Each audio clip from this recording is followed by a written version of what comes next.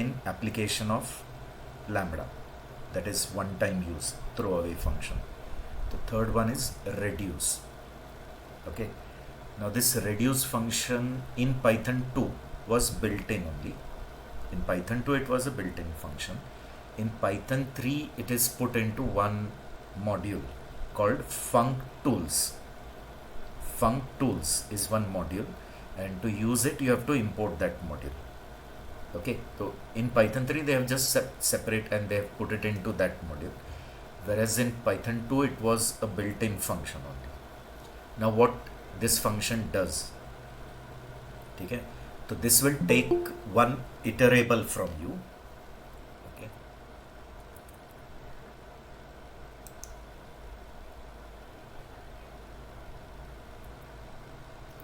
this function will take input as one iterable and one user defined function. That user defined function can be defined by def keyword, or it can be defined as a lambda. So obviously we will do it with lambda only. Okay, so what this function does, so it takes two things. One, a user defined function, that is callback. We call it as a callback function. I hope yesterday I have told you about callback means what. Okay, so it will take a callback. Now that callback you can define it already using a def keyword, or you can define as a lambda over there only. So obviously we will define as lambda only. And second, your iterable, and now it will apply that function on your iterable again and again, but at the end it will return you only one single accumulated value. That's the reason name reduce.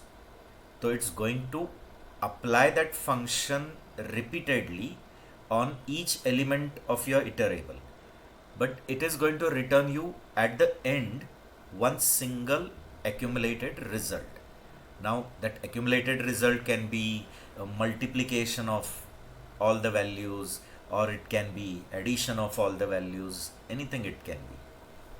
Getting what I'm trying to tell you? Okay, so as I said, it is going to repeatedly apply your callback on each element of your iterable, and after repeatedly applying, it is going to return you one single accumulated result.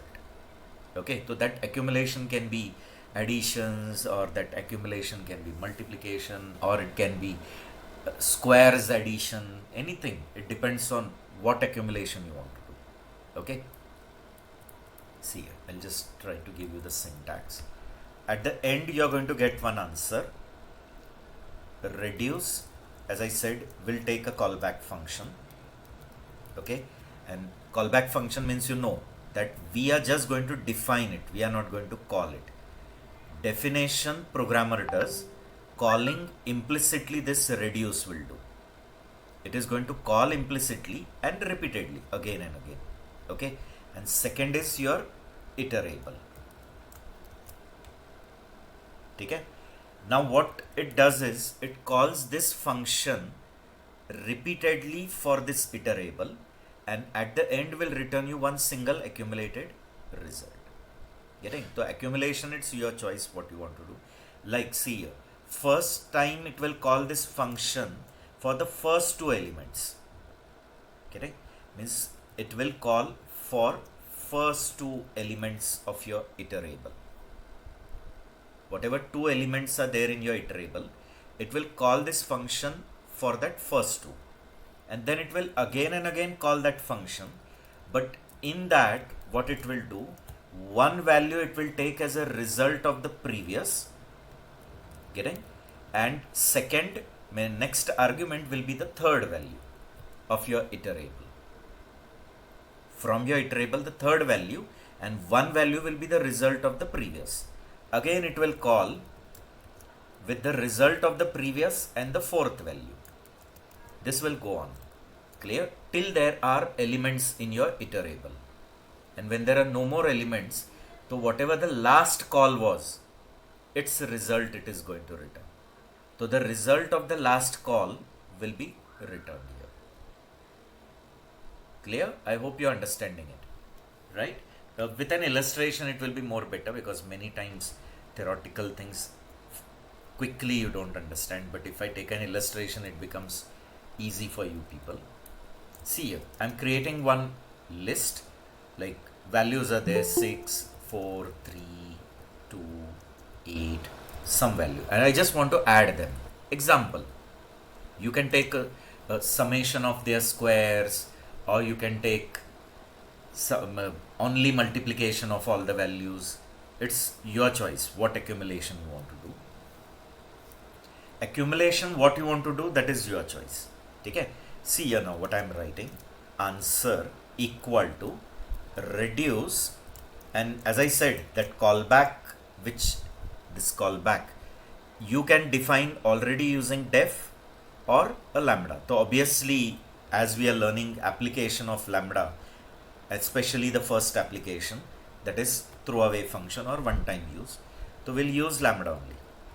This function is going to be with a 2 argument, as I said. Okay, and what we are going to do, we just want to take the summation of all this. So I'll just write the logic as x plus y, and I'll pass this iterable. Okay, so the iterable is passed and that lambda function is passed. This iterable L and this lambda function. Now it is going to call this lambda function. Assume that lambda function is f. So it is going to call again and again. But for the first time it will call for the first 2 values of L. So L's first 2 values are 6 and 4. It will call it. Second time the result of the previous and the next element. Next time again it will call with the result of the previous and the next. Getting? And last it will call the result of the previous and next. And now there are no more value, so whatever is the result of the last call, that it will return. That is 23 will come in this answer. Clear? I hope you are understanding it. Is it? Now suppose you want to give some initial value also. So there is a provision given which is optional. Here the third thing you can pass is initial value, which is optional. If you want you can give it. So in this case if you give initial, then it is going to call the function first time with one value as initial and one as the value from your iterable. Getting? Like the same example, if I write answer equal to reduce lambda x comma y, and the task is x plus y, L, and I'm giving initial as 100. So it's going to call that lambda function for 100 comma 6. You understanding? Then 106 comma 4, and this will go on. I hope you're understanding. Is it clear? Now here I took addition. Now it's up to you. You want to do multiplication, you want to take square summation, like you want 6 square plus 4 square plus 3 square plus 2 square plus 8 square, and then again their summation. You can do it. Clear? Okay, we'll do that too. I'll give you one example. Or you can do concatenation of strings. Okay, like you want to join all the strings in that L and make a single string from it. Any activity. Our task is to accumulate all the values and get a single result from it. Okay, so hope it is clear. So that we'll move on quickly to the slides part. Sir, what is the specific application of using it this is going to reduce your for loops, no? Like where you need to do summation or average or something. So instead of you writing a for loop, it is going to reduce your task, no? So in case where we have lots of values, in that case only maybe reduce will help us. Right. Whenever you have an iterable, you have an iterable, right? Iterable means you got a collection of value, and you want to just accumulate them into a single result. Okay. You want a single result from it. Like you want the summation of all the value, or multiplication of all, or summation of their squares, and you want a single result from it. So you will write a for loop and do that, no? Right. Isn't it? Like suppose I tell you that you find summation of all that, or find the summation of their squares. So you'll create one local variable a temporary variable s equal to 0. Then you'll traverse it for x in L, right? Then you'll write Yeah. s plus equal to x. So this whole logic which you're writing gets avoided in one line only, no? Okay. Right? It makes your work so easy. No? In one line, the entire code is done. Okay? You just have to pass that lambda function and your iterable. This reduce will repeatedly call your lambda function for each value, and at the end return you the single result. Getting? Right. So, sir, like filter was supposed to return us the function value as true or false. Map was used to work Apply on the some task on task. each element of your iterable. Correct. If you have And a for iterable and on each element of that iterable you want to apply some task and get the result element, that is mapping. okay, right. And for reduce, what is the take? Like function has to be of what type? Function will take always two elements and apply something and return a result of that. Okay, so this should work on any type of functions, uh, or but functions which take two argument and okay, do some task on it and give you the result. This okay, is not going to return you a iterable object. The In the final is only one. the final is single answer, whereas in the previous two it was returning you an iterable object. In the correct, first correct, case it was returning a filter object, second right. it was returning a map object, but map Map object and filter object both are iterable object. variables. Here you are going to get a single result, which can be a string, which can be an integer, anything. It can be a float also, Okay, depending on what task this function is doing. okay, sir. Okay. Clear? And this also accepts a it's like single iterable Yes, yes. object. This is only for one iterable. It's One not for iterable. iterables. Iterables is only map. Yeah. Okay. Okay. So initially, the function is called this callback function. This callback function is the function which we have defined. Okay. So this callback function which you have defined by def keyword or a lambda. Obviously, we will prefer lambda only, no? That is the basic application. Okay, because that function we don't need it again anywhere. I need it only for that accumulation purpose. I don't want to reuse anyway. So one time use throwaway function. So I'll define a lambda only. So initially the function is called with the first two values from the iterable. It will take first two value and that it will pass it. Okay, and then in the subsequent call means next call, next call, next call. So in the subsequent call, what it will do, it will take one value as the result of previous call and one value, the next value from the iterable, which I showed you here with an example. First time it has called the first two element. It has called this iterable with first two values from your iterable, right? And in the subsequent call, what it is doing, it is taking the result of the previous call and the next element, result of the previous call and the next element, this way. And then at the last, when the function is called, so for the last call, whatever the result is, that it will return when there are no more values. Okay, see here, the function is called with the first two items from the iterable and the result is returned. The function is then called again, okay, with the result obtained in first step, means previous step, and the next value in your iterable. So previous result and the next value. Likewise, it will take two values again and again return your result. Getting? This process keeps returning till there are elements in your iterable. When there are no more elements, the calling process will stop. And when it has called that function at the last, so the last call result is the result of reduce. Okay, so I hope you got it. Now this function, as I again said, like previous two, it can be defined using a def keyword or a lambda. Because if you're passing a lambda function, then also it's a function object. If you're passing a function with a def keyword, then also it's a function object. Ultimately, both are function object only. Okay, and when the initial value is provided, if you give initial value, so in that case, if the initial value is provided, then how the function is called? Okay, so it will call for one value as the initial and one value from the iterable for the first time. Which demonstration I gave here? See, if I give initial, so it's calling the function first time with one value as the initial and one value from the iterable, and then the process is same. Clear?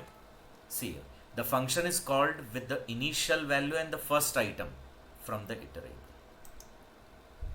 right? And when it is calling that callback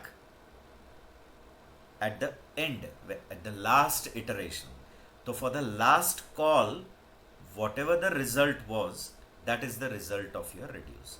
So reduce returns the last accumulated result. Same concepts are there in JavaScript also. Same are in PHP also. Getting? Means nearly many scripting languages give the same mechanism. Okay. Examples I have given, and as I said, this function belongs to, give a demonstration here only. This belongs to functools module. So you have to import that module. So if I write only import functools, so while using I have to write functools dot. I hope you know it. Clear? And if I write from functools import reduce. Okay? So while using, I don't have to write functools dot reduce. Directly I can use. Suppose I'm creating one list and I want summation of it or multiplication of it. Okay, so I'll write answer equal to functools, and here only I'll define a lambda function. Okay, x comma y, any x into y. Suppose you are doing multiplication, and then L. Okay.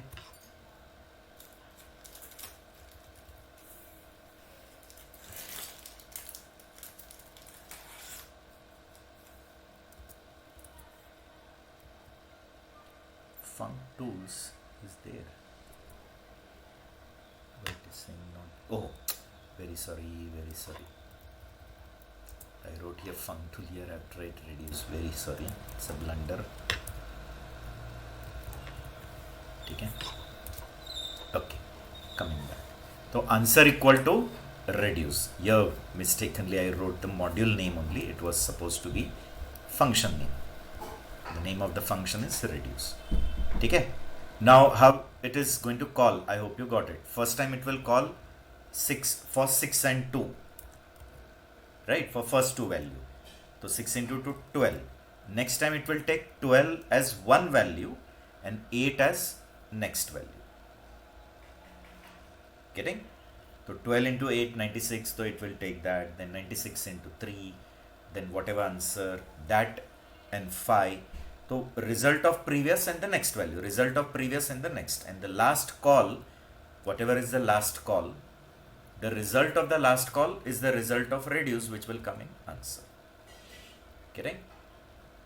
And if I would have given some initial value, you can. Okay, like for example, I am giving 5. So it will take 5 as initial. So it will call for the first time for 5 and 6, 30. Then 30 and 2, 60, 60 and 8, that way. Getting? Now if you print and see, the same answer is multiplied by 5. Why? Because the first value is 5. Okay? So you can apply it for numbers, same way you can apply for strings as well. Like suppose we are joining, okay, like this. Let us learn Python.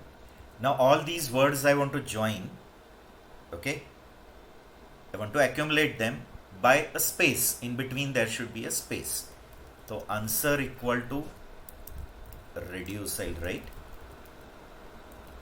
lambda, okay, then x comma y, and the result is x plus 1 space plus y. ठीक है, and then L.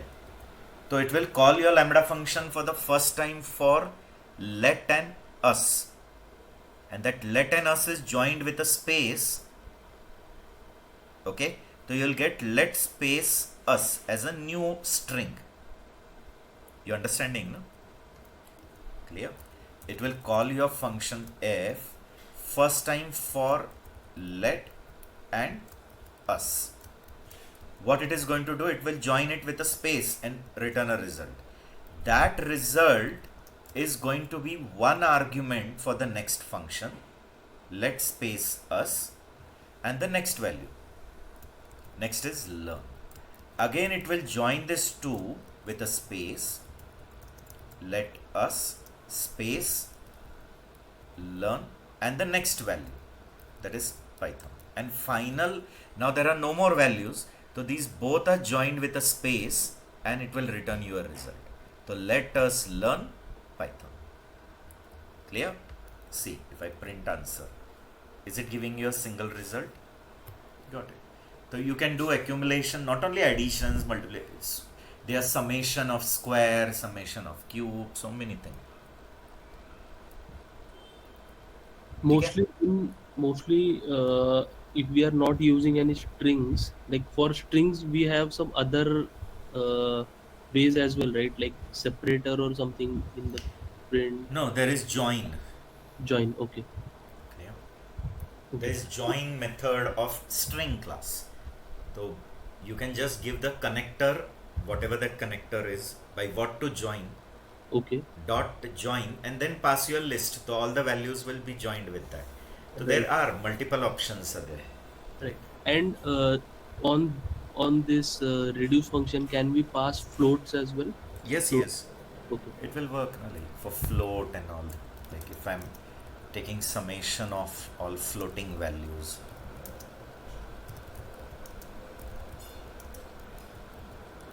And suppose I want to take the summation of their squares. Squares summation. So answer equal to reduce. Then I'll call lambda function x comma y, in which I'll write x plus y star 2. Okay, then your L and give the initial as 0. So first time what will be x 0. and y will be 4.5. Okay. Right, the first value will be y and the x will be initial. So it will take 0 plus 4.5 square. Right, so 4.5 square plus 0 is 4.5 square only. That will become for the next call as x, and y will be the next value. Yes. Getting, no? This will go on. Correct? I hope you got it. And if you Yes. take answer, you'll get this 184 point whatever. You can check it like this. If you take 1.2 plus 6.7 plus 3.4 plus 10.3. Clear what I did? Somewhere I did wrong. Oh, here I did cube. There is. Do you get the same answer? So it is avoiding your for loop work. No? In one line only you get the accumulated result. Yes, sir. Getting? Okay, so I hope it is clear. Now this example, the same thing which I took. Here I am just taking the summation of all the elements in this example. In the first case I didn't give seed. This is called a seed value or initial value. Okay. So will it call this lambda for the first time for 1 and 2? 1 and 2. Answer is 3. Next time it will call for 3 and 3. 6. Then 6 and 4. 10. 10 and 5. 15. And then that 15 for the last call it returns. And in the second case it is taking the initial value. Okay. So just quickly tell me whether this concept is clear. Yes, sir. Yes, sir. Yes, sir. Okay. Then some more things to learn. So the final answer is belongs to functool class or what? No, it depends on what data type you have done. Like in the previous two, you want to say like Yes. according to previous two. Object of map Uh, or Object of map class or object of filter. filter. So here it depends on what elements you are doing the accumulation. So if you are doing accumulation of integer, so it will return int. If it is float to float, like in this case, see, all the elements of your L were float, so your answer is going to be float only. Type of answer will be float. Oh, Yeah. Whereas here we did accumulation on a string. So whatever answer you get will be of data type string. string. Getting? That is the speciality. Now, generally those who are from strict type programming, they don't accept it so easily. Strict type programming means those who have done work in Java or C, they can't accept it so easily because they know that okay, if one function is supposed to return int, so it will return in all circumstances int only. Isn't it? Right. Right? When those people have that habit, they know it. Okay, if the return type of that function is integer, then in any circumstances it will return int only. But Python is a loosely type; it doesn't have defined return type only. No? Right. Means can your function return in one path boolean and in some other path it may return list also? Is possible in loosely type. Means the same function can return a boolean also and the same function can return a list as well depending on the situation. Correct? This happens Yes. in all poorly typed language like JavaScript, PHP, all they have such facility.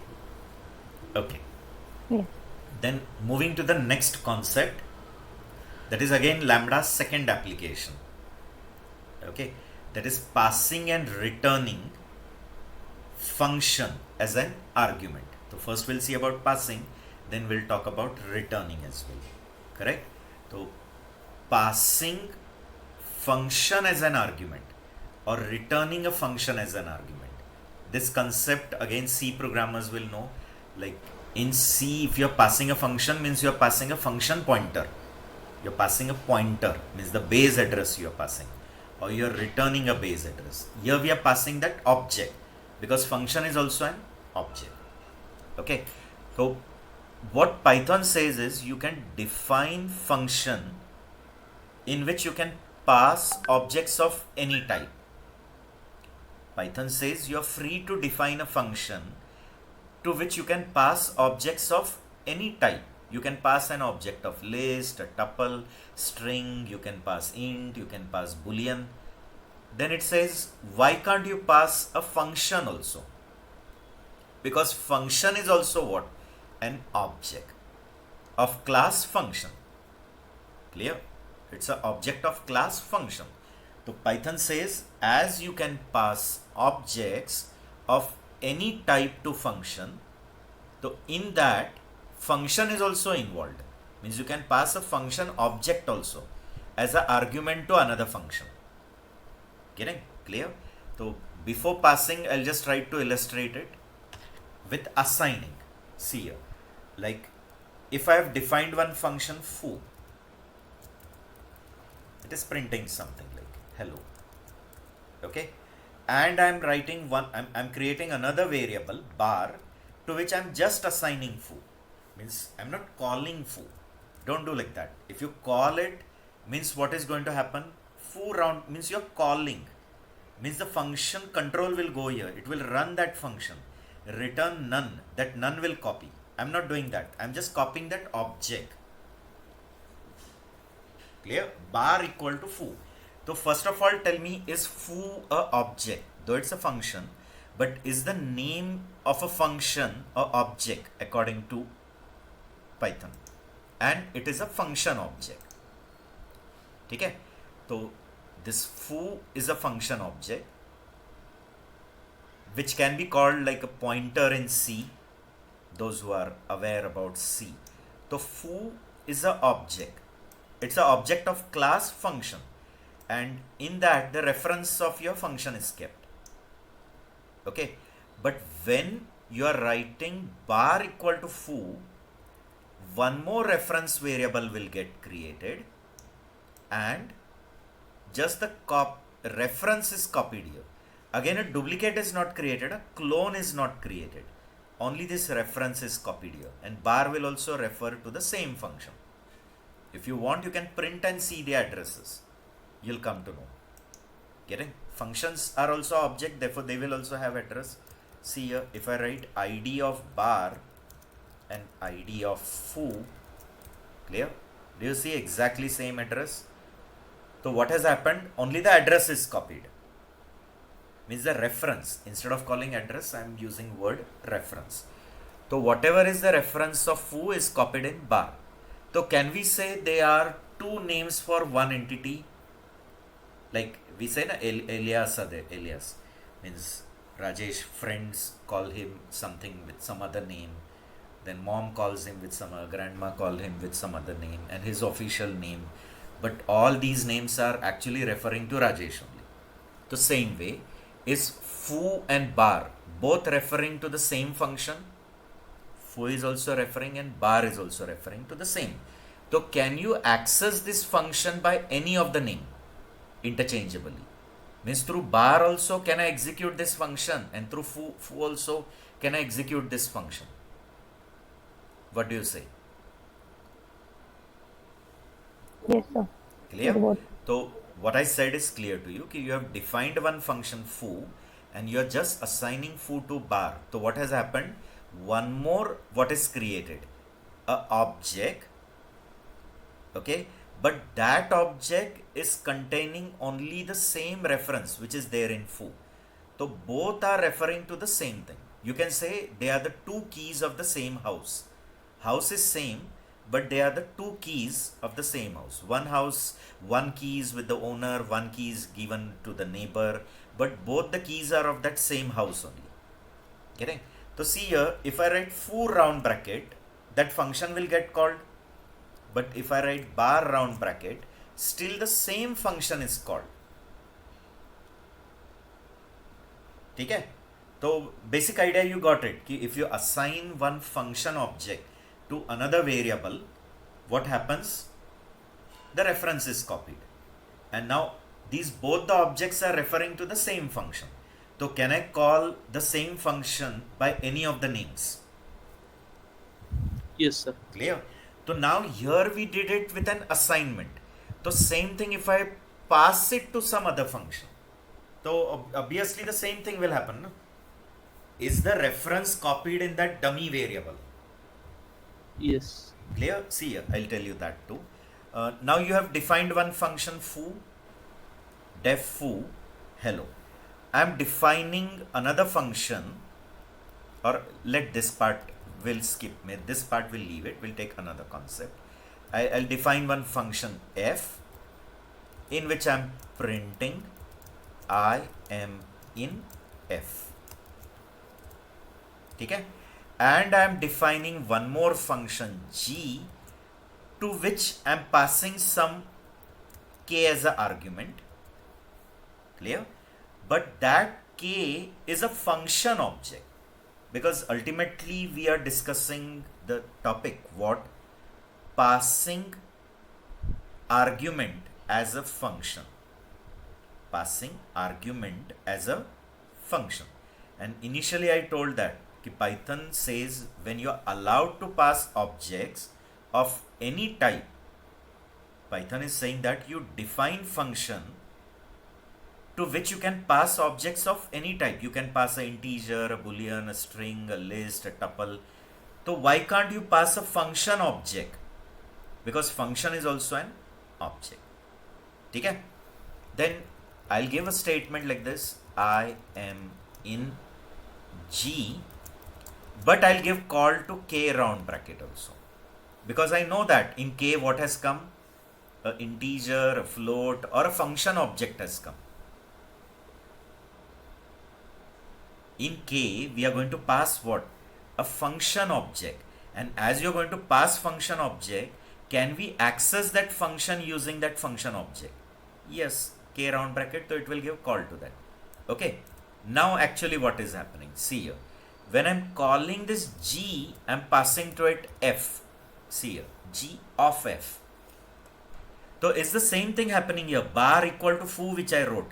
Foo was already defined. I just copied that reference foo in bar.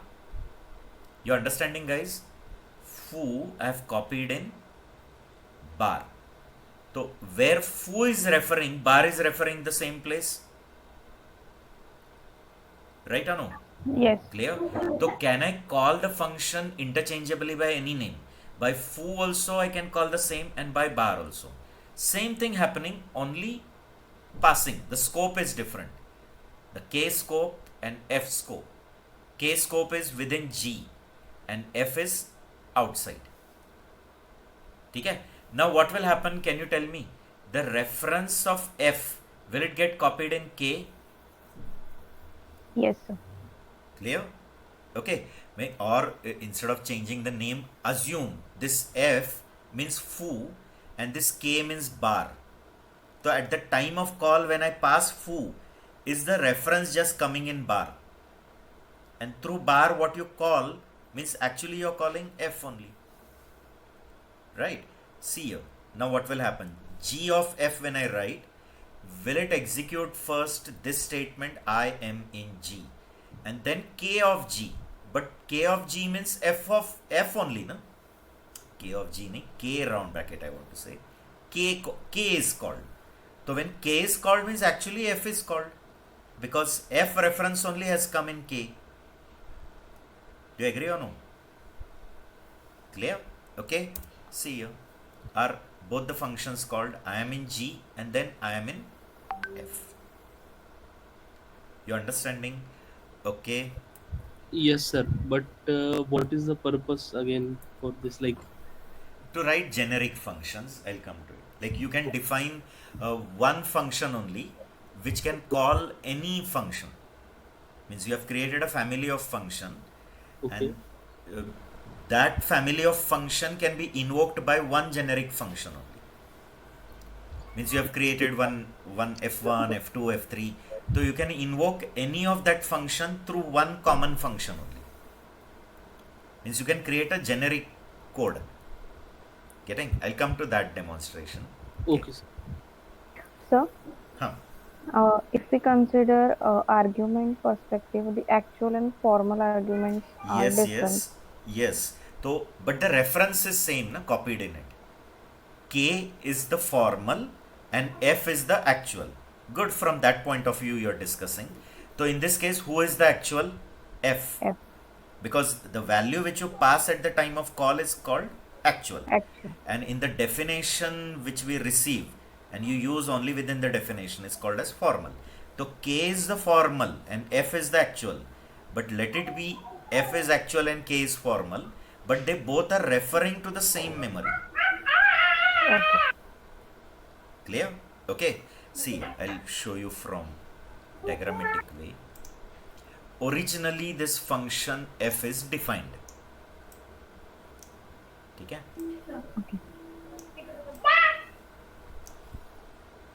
Right? Then you're defining another function g. Correct? To which there is a parameter k. K is the parameter of that g. But when you're calling that function g, the actual is f. Right? Yes. Actual is f. So the value of actual will get copied in formal. So actual's value come in formal, means the same reference come in this formal. So formal also refers there only.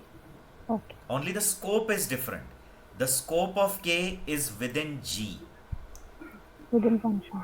Correct? Because it's a parameter, no? Yes. As k is a parameter, so parameter scope are local.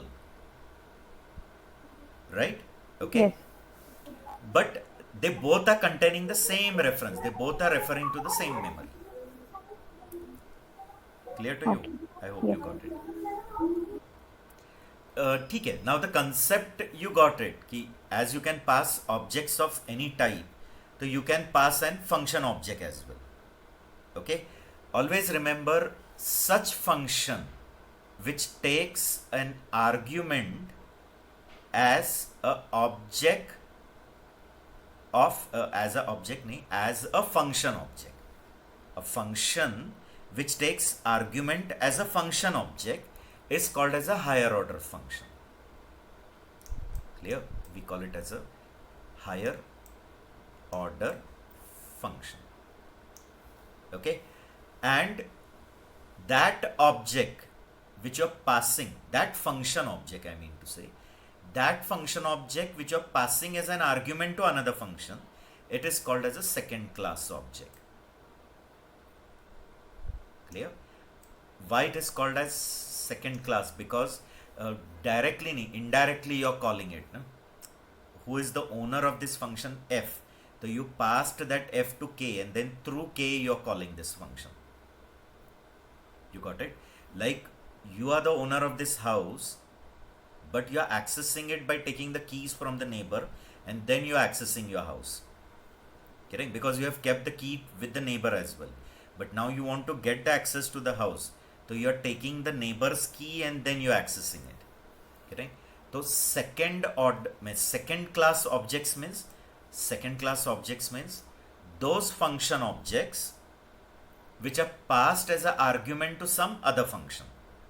So function objects which are passed as an argument to another function are called as a second class object, and the function to which it is passed is called as a higher order function.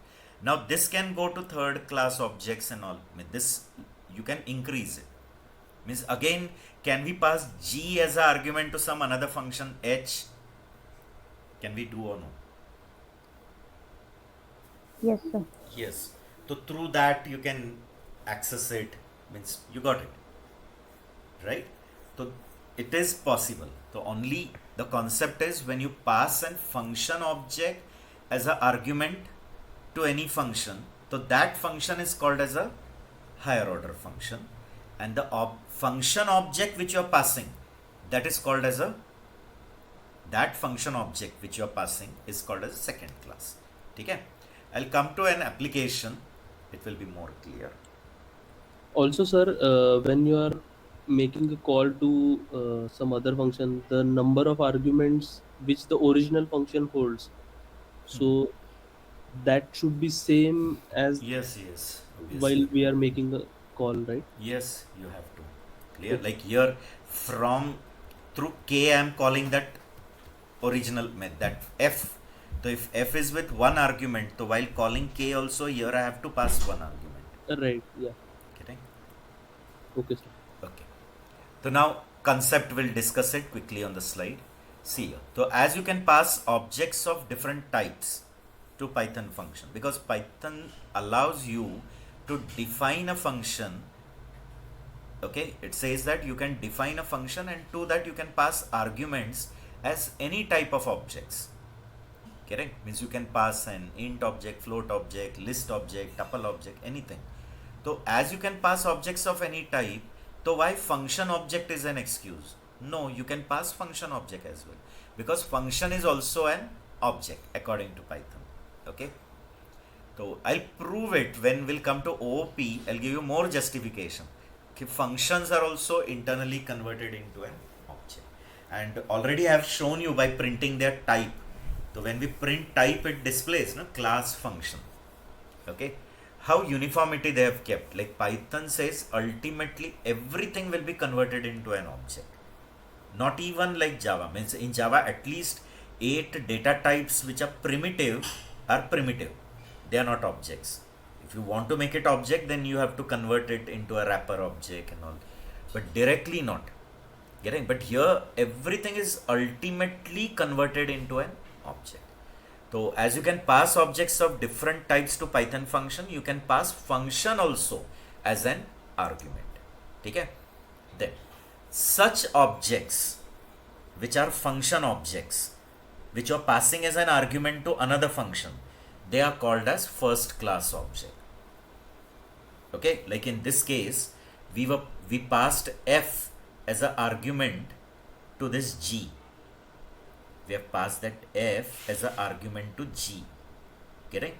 So this f will be considered as a first class object, and that function which is receiving a function object, the function which is receiving a function object, this will be called as a higher order function.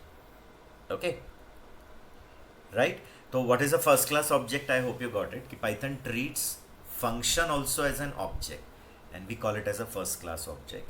Here first I have not shown you an example of passing. In this example I'm not showing you the passing concept, I'm just showing you assigning, which is also ultimately happening in case of argument. See, when you're passing that argument, is the assigning in only happening? Is the reference of f getting assigned to k?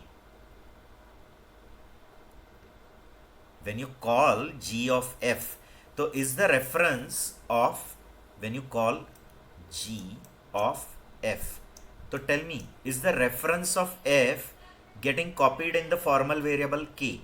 K is the formal variable, f is the actual variable, but the same reference come here and both will refer to the same function. So through f also you can call it, and through k also you can call it. Getting? Okay, now this in related to this only, there is a concept called decorators and all that I have not kept in the course, but whenever you get time you can go through it or read, explore about it. Okay, now in this example, tell me what I have done. I have defined one function foo with 2 arguments. It is returning addition. Now I am assigning foo to bar. So when I assign foo to bar, so is one more function object created? Yes, but are they both referring to the same place? Is it going to be a clone object, or are they just two names but referring to the same memory? Foo also is referring to one memory and bar is also referring to the same memory. So can you call them interchangeably? Means if I call a function through foo, can I call the same function via bar also? Yes, sir. Okay? Yes, sir. See here. So I have written bar 4, 5 means same as foo 4, 5, and you get the answer 9. Okay?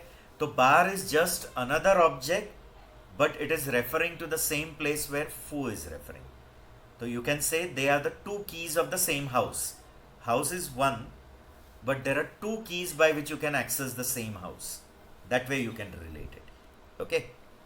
Now in this case what we did, we directly assigned it.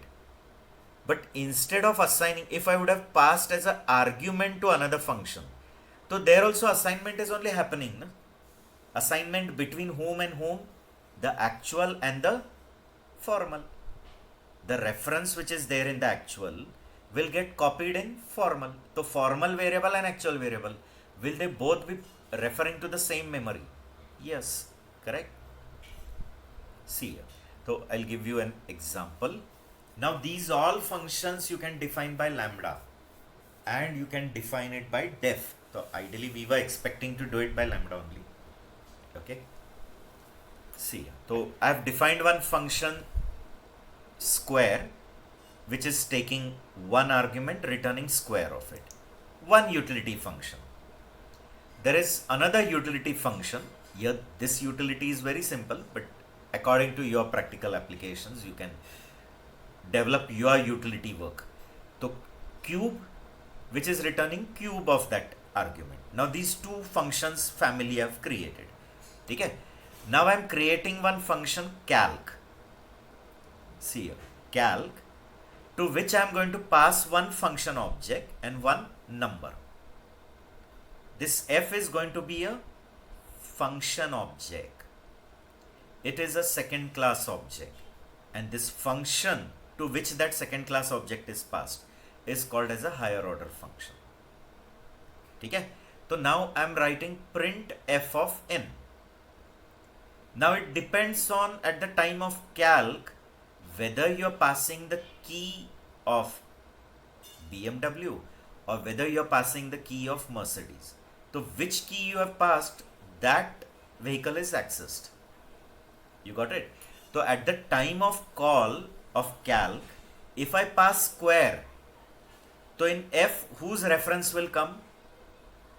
At the time of call, if I write calc square comma 3, and if I call calc cube comma 2, so both time I am calling the same function calc, but I'm passing different function objects. So which function object you have passed, accordingly that function will get accessed. So that is called as generic function. So you can define one function only through which you can get access to any function in the family. Getting? So as I said, assume square is BMW, cube is your Mercedes, and calc is one general function to which you are passing any key, and which key you pass, that vehicle will get accessed. So at the time of call, if you pass square, it will call square. If you pass cube, it will call cube. You understanding? Correct? See here. Now I have called calc. While calling, I have passed square comma 10. Is square a function object? As it's a name of a function. Is it a function object? Yes. Is the reference coming in f? Okay, and then f of n. So now as square is passed, so is it going to call square of n? And what is n? 10. Second time when I am calling calc only, but I am passing which function reference here? Clear? This is concept is like this. Okay, this is another function. Okay, its reference is with h, and this is your common function. So to g, if you pass f, so in k, f's reference will come. So k will access this function. But second time when I am calling, that time I am passing h. So will k contain this function reference. So through k I am accessing this. So whose reference you pass to k, it will access that one. Same here. See. So to calc, if you are passing square reference, it will access square. To calc, if you are passing cube, it will access cube. You are getting it? So for the first time, what will f contain? When I did first call, so is f going to contain square function reference? Yes or no, guys? For the first call, when I did first call, okay, see, this is one function. Obviously its reference will be within the name of the function, which is a function object. This is your square function. Correct? There's another function, its reference is within the name of that function, that is cube, because it's a function object. Okay, so function object will contain the reference of that function. Now you have created a generic function cube, to which you are passing one f. Okay, so when I called cube with square as an argument, so is the reference of square coming in this formal variable? F is a dummy variable. Square is actual, cube is actual, f is a formal. So at the time, sorry, this is not cube, this is calc. Okay, now to this calc, I am passing square. To this calc, I am passing square. So is the square reference coming in f? Correct? So when I am writing f of n, means is it same as square of n? Do you agree, guys? And second time when I call calc and I am passing cube, so is the reference of cube coming in f? So f will refer here. So when I wrote f of n, means is it cube of n? Yes, sir. Yes, sir. Clear? So I hope you got it. So as I said, now which key you hand over to that calc, whether you are handing over the key of BMW or whether you are handing over the key of your Mercedes, which key is handed over, that car is accessed. Getting? This way you can relate it. Now the same thing you can do it by lambda also. I'll show you. See here, the functions that can accept other functions as argument are called as a higher order function. So in this case, who is a higher order function? Yes. Calc. Calc is a higher order function, and that f is a function object which is passed as an argument to some other function. So that is called as a second class object. Okay? Now same activity you can do it by lambda as well. Okay, so here I'll show it by lambda. Suppose I'm creating square equal to lambda x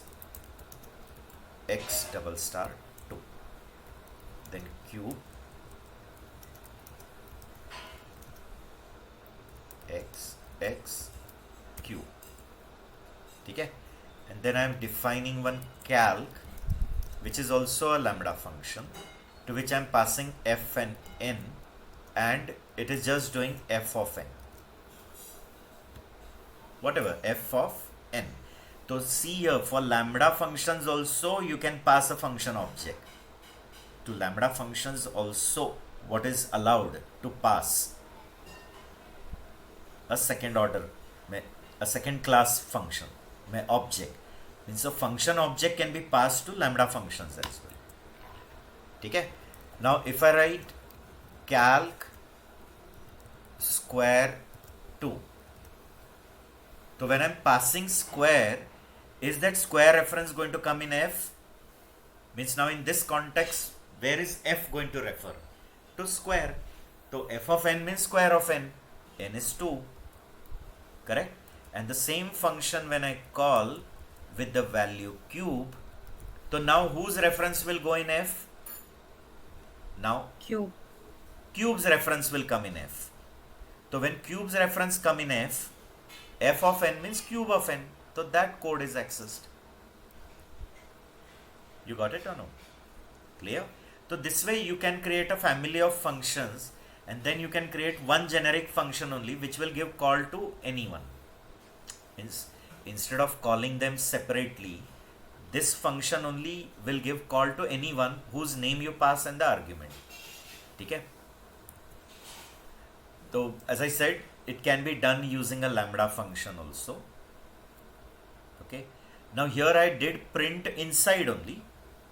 So as I've done print inside, it's directly printing it.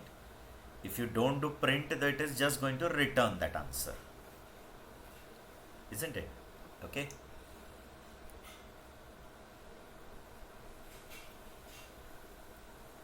Right? Hope the concept is clear. Now as you can pass function argument, same way you can return also a function. Okay, and that will be again especially useful in the nested functions. Nested means where you can define one function inside another. Okay, defining one function inside another. So I hope till here the concepts are clear. Right? Many are absent. Actually, I make available recordings, no? I should not give you recordings.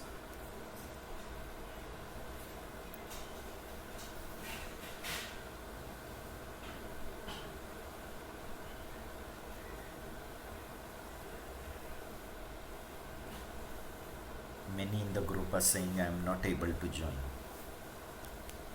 Okay, anyways, continuing.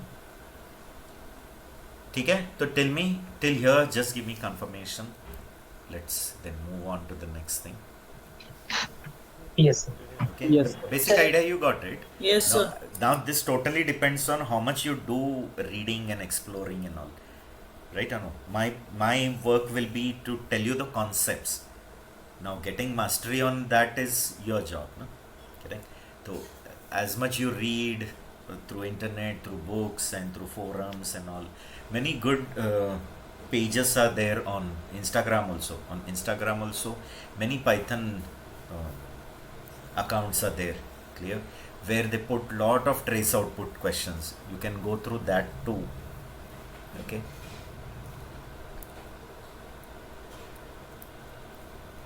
Coming to the next concept, that is returning a function. So again the same discussion, like Python says you can define a function in which you can return an object of any type. Means you can define a function which is returning an integer, or it's returning a boolean, or it's returning a list. So as it can return objects of any type, so why can't it return a function object? Because function is also an object. Okay. Now this will be especially useful when you have a nested function. Okay, see, like you have defined one function foo, and inside that you have defined one function. Now already this we have done it, so I'll give some another name like Pune and def Akurdi, right? Def Pune, def Akurdi, then print I am in Akurdi. Okay, and here I am just printing I am in Pune, and then I am calling Akurdi. Okay, but as Akurdi is defined inside Pune, its access is only within Pune. This Akurdi you cannot call outside Pune. Outside Pune, this Akurdi is not having access. If you try, it will give a name error. Clear? See here. Now if you call Pune, so when you call Pune, it will come here. Now this is just the definition. The first executable line is print I am in Pune. Then call to Akurdi, so it will go to Akurdi, and then I am in Akurdi. But if I try to call Akurdi directly, it will give an error. It will say name error, name Akurdi is not defined. Because you are trying to access Akurdi where? Outside Pune. So outside Pune means in a global scope, there is no name only Akurdi. It is only within Pune function. So indirectly you can make this Akurdi accessible outside Pune by returning that Akurdi object. You understanding? See, what you can do is you can return that Akurdi function. If you return Akurdi, means what you are returning? The function object. This is the name of the function, means function object. So when you return this function object, can you collect it in some other object? Which we did it today only when we started with this topic. Okay, that time I defined one foo and then I wrote bar equal to foo. So through bar also I was able to access foo. Same thing. Clear? See here. Now if I write f is equal to Pune round bracket. So first what is called? Pune is called, within which this local function is defined, inner. I am in Pune, it will do. It will go to Akurdi. I am in Akurdi also, it will do. And it will return this object, Akurdi. Is it returning this Akurdi object? Pardon? Return name is spelling mistake. Akurdi.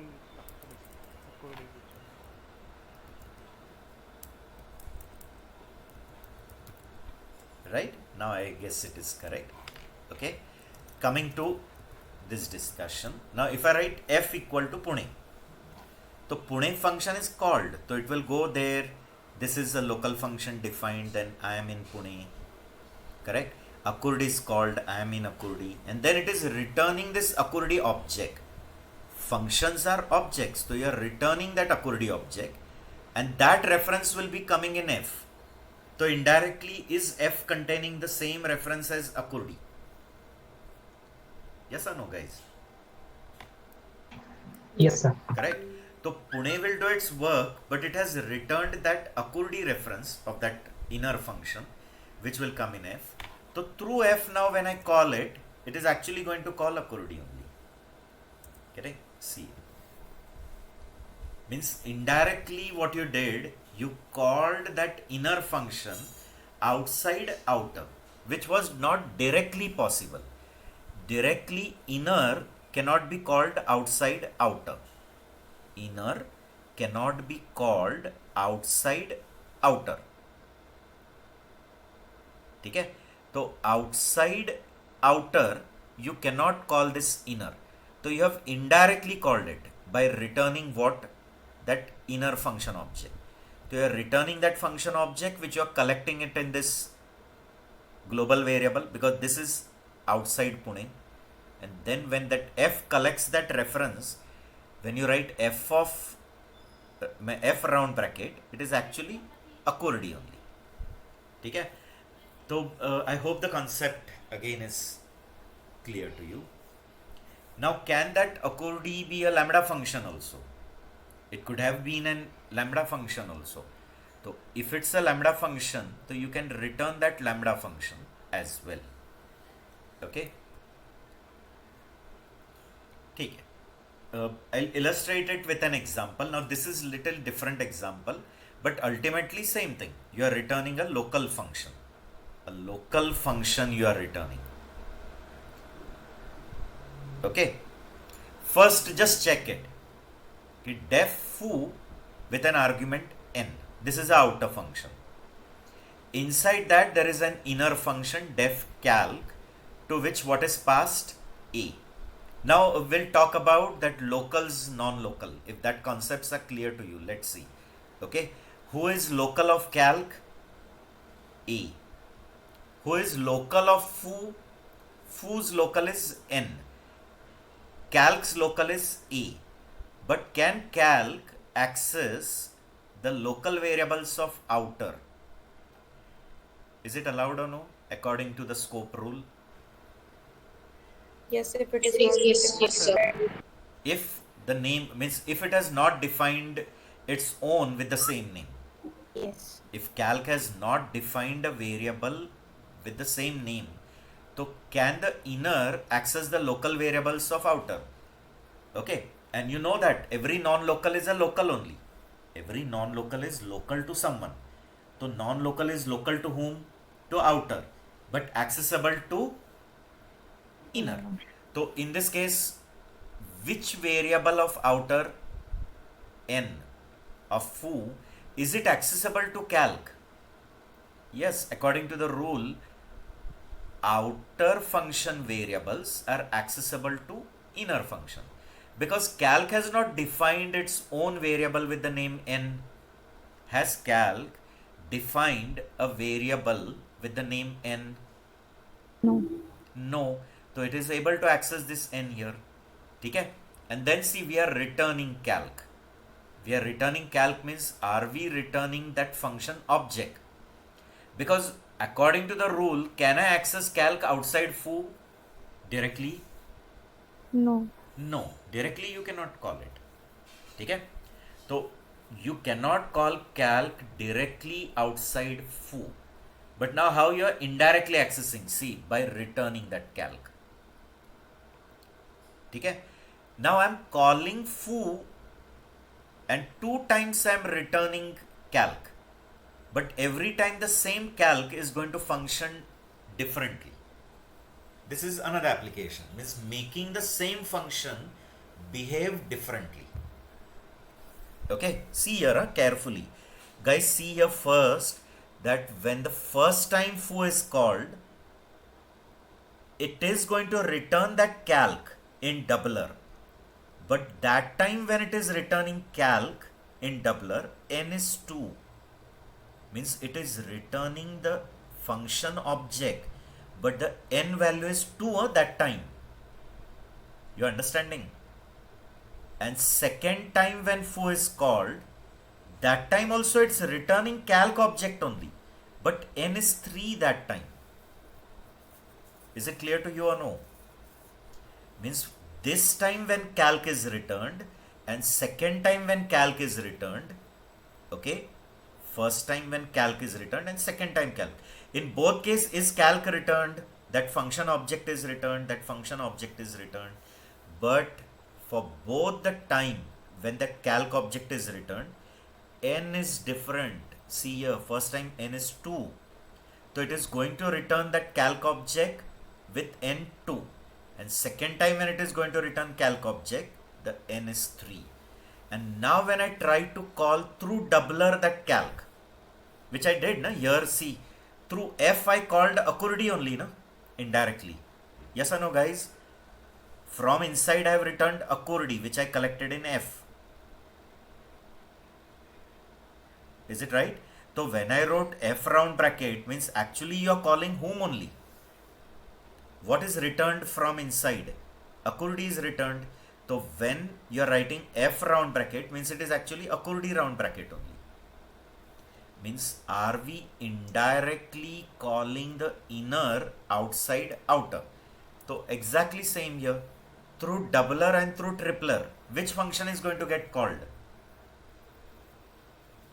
Doubler and tripler, both are containing whose reference? Huh, guys?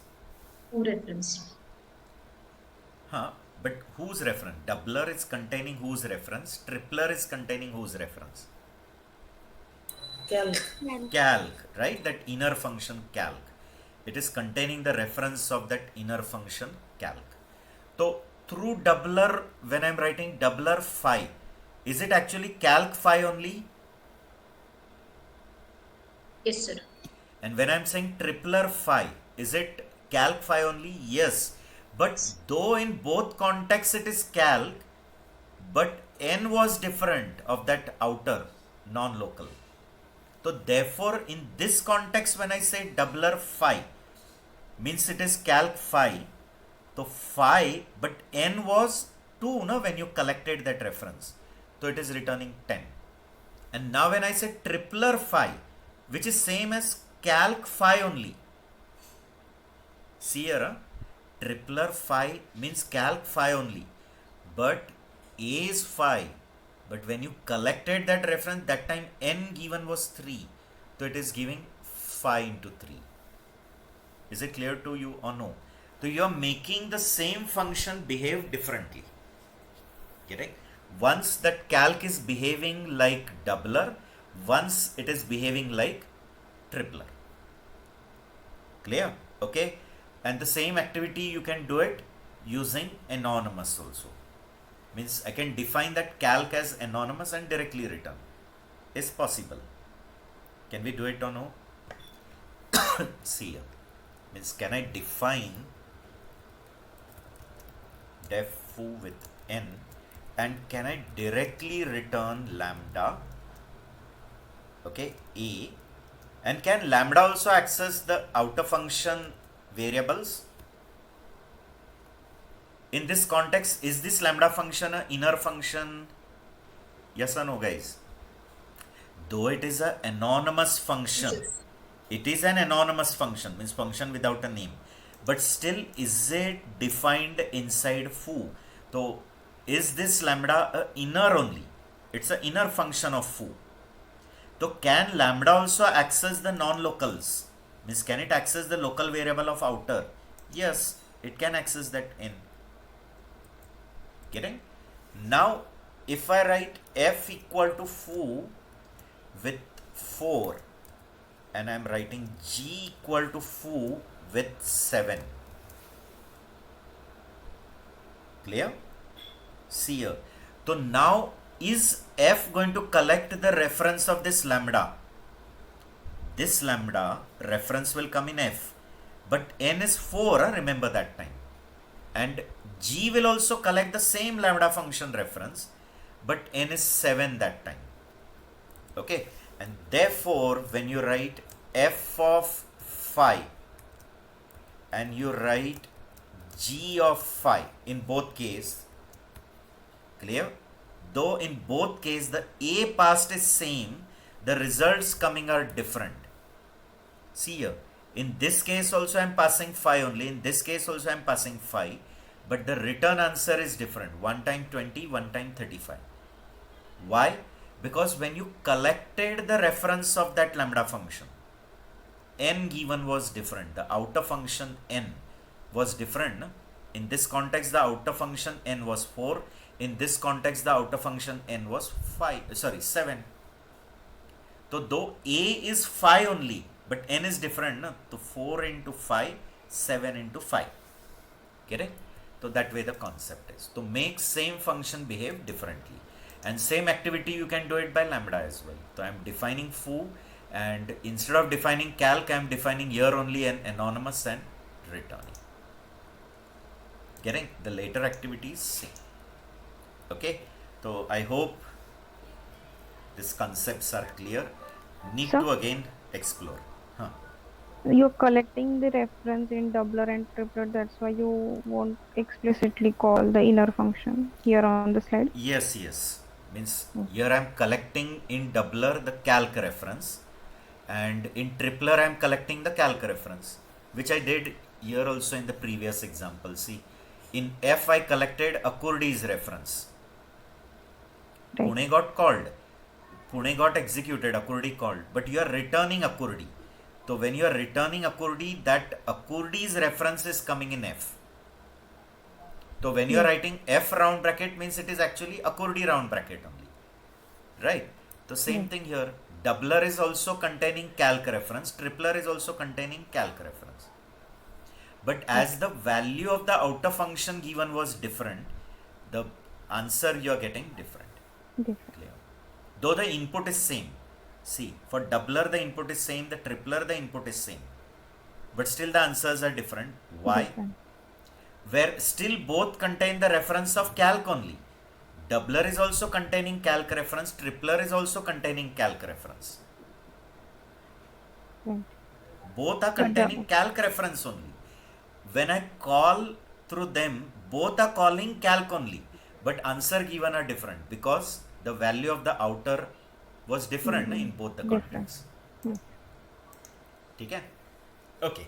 So till here if it is clear, then another important topic we have to move to, that is recursion. So at least we can go with the definition and then examples and types, all that things we can discuss in the next session.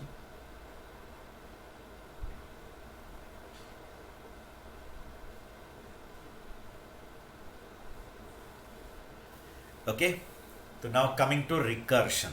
Now what is recursion? Recursion is very important again, and recursions obviously in C and all you might have studied. If I guess everyone has done in their life C programming, correct? So what is and recursion we have been studying in mathematics also. Okay, so recursion means anything which is described in terms of itself. Means to describe something, you're using that same thing only. Means you're trying to define something. So in that definition, the same thing is involved again.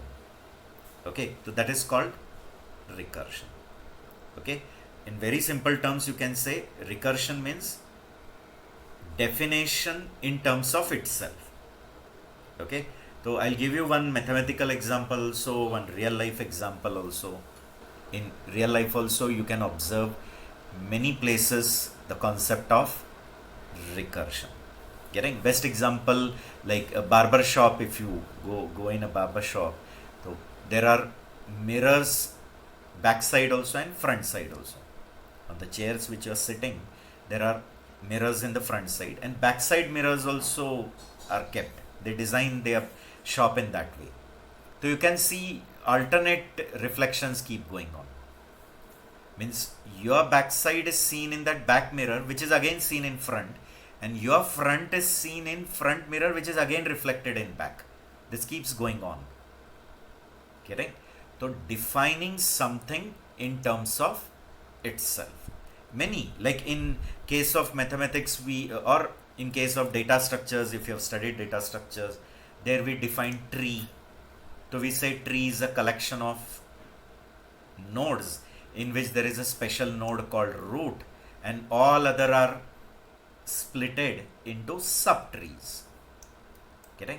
Means all other are grouped, and that groups are again forming a tree called as a subtree. So again see, in the definition of a tree, who is involved? This is whole tree, and again who are involved? Means we say that tree is a collection of node, where one special node is called as a root, and all other are splitted into groups, and that groups again form what? A tree called as a subtree. Again they will follow the same. They will have their root, and all the remaining are splitted into what? Subtrees. Means in the definition of tree, again a tree is involved. Getting? Likewise, in mathematics, factorial is the best example. In maths, you might have studied factorial. So factorial is also described in terms of itself. Okay, I'll come to that example separately. So recursion is the process of defining something in terms of itself. Okay, so anything which you describe again in terms of itself is called as recursion. A very simple example I'll give you. like place two parallel mirrors facing each other. Parallel means, I hope you know, parallel, perpendicular, these all basic terminologies you know. So two parallel mirrors are there. Okay, they are facing each other. Now if you keep any object in between them, so that object will keep reflecting in that mirror. Means that object front side and back side will get alternatively reflected in both the mirror. Getting? Any object in between them would be reflected recursively. See here, I'll give you an example. You take this example. Now suppose there is a front mirror and there is a back mirror. There is one mirror in the back side and the front side, and this girl is sitting in between. So that girl front side is seen in this mirror, but what is seen in this mirror is again seen in the back mirror. And back mirror, what is seen is again reflected in front. See, this keeps reflecting again and again, and this is going on. We say indefinite or till it vanishes to zero. Getting? So best example is, this is a best example of recursion where it is defined in terms of itself. Getting? Lot other examples are there, right? Like in mathematics you might have done permutations and combinations, isn't it? I tell you to do different arrangements of A, B, C, D, E. So what you'll do, you'll keep A fixed and then you'll make all possibilities of B. But when you go to do that, again you keep B fixed and make all the possibilities of C, D. Right? Then you keep C fixed, you make all the possibilities of D and E. So one time you'll get D, E, and second time C you have kept fixed. So next time you'll get E, D. Getting? But this both you did it by keeping B fixed. So this pattern will come once for B and this pattern also once for B. So it is again recursing. So you are keeping fixed A and you are applying pattern combination on here. Then you are keeping B fixed. So recursively it is happening. No? What patterns you are applying on whole, you have divided on smaller, then again on smaller, then again on smaller, then again on smaller. Getting? So lot of examples are there, even in factorial also. Like when we do n factorial. Okay, so n factorial is actually n into n minus 1 into n minus 2 into dot dot dot 1. Always they say that n factorial is multiplication from 1 till n.